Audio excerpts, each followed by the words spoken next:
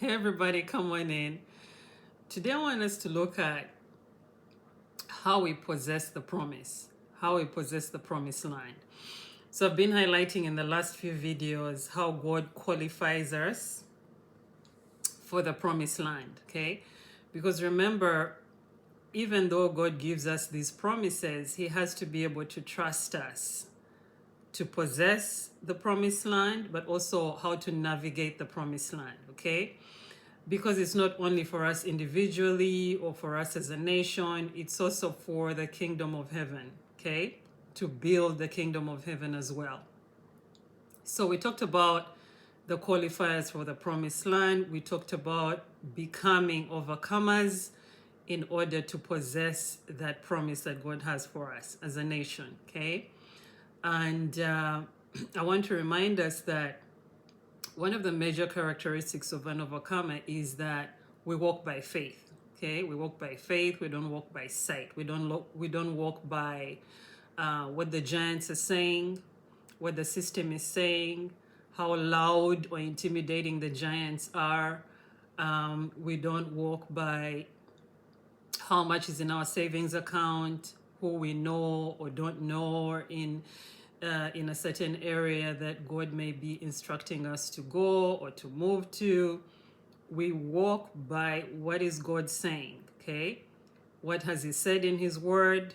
What is the instruction? What did He say and what is He saying, okay? That's what leads us as overcomers in the promised land. Anything short of that, and the giants will take us out in the promised land. Okay, so that has to be our formula, if you will, or our protocol. What did God say, or what is God saying? Okay, or what does His Word say? Okay, so we have to constantly be in a position of intimacy in order to be hearing constantly what is the Holy Spirit instructing us. Okay, He may have said one thing 30 days ago, and today He's saying something new. So we have to be in that position of intimacy to be able to hear the Holy Spirit. And then, of course, as we're hearing, we're taking those steps of faith, one step at a time, okay? So let's transition over into Joshua chapter 1. So Joshua chapter 1, remember Joshua, we know him. He's been selected by God to lead the next generation of Israel into the promised land. So let's see Joshua at work in Joshua chapter 1.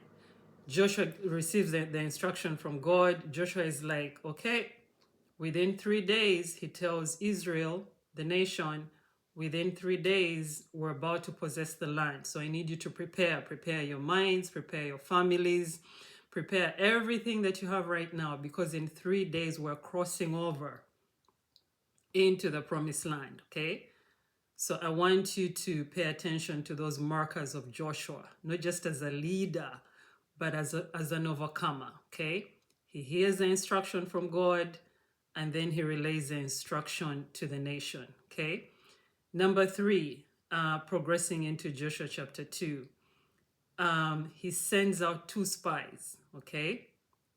Remember also that because when we're overcomers and we're walking by faith, God doesn't give us details, okay? He gives us a general instruction, usually, depending on our level of faith. He doesn't usually give instructions, okay? He'll sort of bring clarity as we take the steps, step by step, more clarity will come. But at the offset, when God gives you the instruction, there's no details, there's no clarity. It's a general picture. Many times it's a vague picture. Why?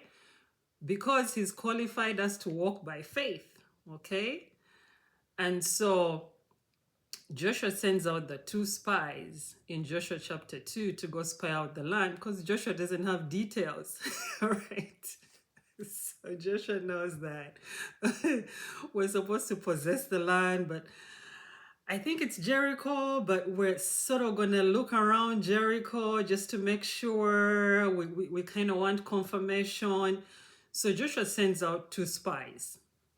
And he's like, you know what? I want you to go check out the promised land, especially Look at the outset of Joshua chapter 2. In the New King James, it says, um, "Go check out the land that God has given us to possess, especially Jericho, or especially the area of Jericho." That tells us that Joshua had an idea, or sort of like a vague idea, but he didn't have the details. So he sent out the spies to get more information, if you will. Okay. So he sends out 2 spies into the promised land, and the spies, just like Joshua, were overcomers. They were literally walking by faith. They didn't know anybody in the Jericho area. They just happened on to, the prostitute. Okay, sorry to call her the prostitute. I can't remember her name right this second, but they happened onto this lady. I'll call her this lady in Joshua chapter 2, that helped them. Okay, remember, they didn't know her. So this is how we're walking by faith in the promised land. They didn't know where they were going. They didn't know anybody there. They simply trusted what the instruction from Joshua. That was it. And that is how God led them. God led them by the instruction, not by the details, not by the clarity, not by, do I know somebody there? No. The instruction is literally what leads us in the promised land, into the promised land, and then throughout the promised land. So they encounter Rahab. Okay, I remembered her name. They encountered Rahab, and Rahab obviously gives them protection. And then, of course, people in Jericho hear about, oh, you know what? The Israelites, remember those people that God delivered from Pharaoh in Egypt? They're here. And of course, they're scared. They want to look for them and take them out because they're scared, right? But of course, the 2 spies don't know that. None of the Israelites, not even Joshua, know that people in Jericho are scared. They're just walking by God's instruction, right? So Rahab gives them protection. They go to the roof when these people come in looking for the spies. She tells them a lie. They're not here. I don't know where they went. But of course, the spies are on the roof, right? So remember, the spies know nothing. They're just going by Joshua's instruction, period. But guess what Rahab says once these Jericho army have exited the premises. Rahab tells the spies, you really won't believe how scared we are of you. In other words, the ones who should be scared of us, we are already scared of you. Our hearts are heavy because you're coming into Jericho, okay? So I want us to pay attention to that, because when we follow God's instruction, along the way, we're going to have confirmation of God's instruction. When Rahab told these 2 spies, you don't need to be scared of us. We are already scared of you. That's why we're looking for you. Our hearts are heavy by the thought that you're coming into Jericho. Okay, so that was confirmation that indeed God wanted them to possess Jericho specifically. Okay, that was confirmation. So when God gives us an instruction, he won't give us details. He'll give us a vague instruction many times. But as we take these steps of faith along the way, we'll receive confirmation. Hence, Joshua sending the spies into the land for that confirmation. Because Joshua had to know, I'm leading a whole nation. I need some data. Okay. So that was the number one confirmation that indeed, okay, this is the position and the place that we need to possess first, at least, right? And then secondly, of course, Rahab negotiates for her family and herself. When you come into Jericho to burn the city or to destroy the city, remember me and my family. I've stood for you, I've protected you. And of course, the spies agreed. And keep reading the whole of Joshua chapter 2. Towards the end, guess what the spies do? The spies go back to Joshua. They don't tell Joshua, oh, we met this prostitute and then people were chasing us and then we had to go to the roof. No, they don't go through that whole story. Because they are overcomers, mark the response that they give Joshua. Okay? They gave him 2 lines. That was it. We have already possessed the land. Let me let me quickly actually confirm that. Okay, so Joshua chapter 2. Let's go back here real quick. Joshua chapter 2, the very end, okay, verse 24.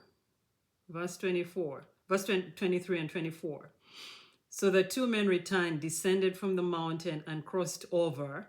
And they came to Joshua and the son of Nun and told him all that had befallen them. Verse 24, and they said to Joshua, truly the Lord has delivered all the land into our hands. For indeed all the inhabitants of the country are faint-hearted because of us. And this is the New King James. So that is all Joshua needed to hear. But even more importantly, I want us to sort of put a marker there and continue to allow ourselves to be coached by this word and by the Holy Spirit. They told Joshua, not the story of all that they went through. No. They gave Joshua the same response to the instruction that God gave Joshua. God told Joshua, every land that you set your foot on, I will give you that land, okay? They responded the same way, okay? They said, oh, Joshua, the people are fearful of us. They are faint-hearted, okay? We have already possessed that land. And you know what? I believe in that moment that the spies delivered that word to Joshua is when God gave them the land. God didn't give them the land when they finally burned down Jericho later. I believe it's Joshua chapter 3 or even the chapters after. No. I believe in the moment that the spies aligned with God's instruction with the same response. Okay, remember God said, every piece of land that you set your foot on, Joshua chapter 1, I have given you, not I'll give you, I have given you the land. The spies came and said the same thing. They didn't rehearse the fact that they had been chased all over Jericho. No, they said, no. The people are faint-hearted. Remember, they heard this from Rahab, okay? The people are faint-hearted in Jericho. We have already taken the land. In that moment is where I believe that the Lord literally handed over this piece of promise to the nation of Israel. Okay? So let's sit on that. Let's sort of marinate in that. I know this was a lot. It was a heavy word. But I want us to really come into alignment with where I believe the Lord has us as a nation in this place of transition. I literally believe that we're crossing over from Numbers chapter 13 and 14 as a nation into Joshua chapter 2, okay? So you want to be part of that army. You want to be part of that selection of God's qualifying army of the ones that are taking the land for the new government that is coming into position. You want to be part of that army by walking in this type of alignment as an overcomer. All right? I'll see you next time.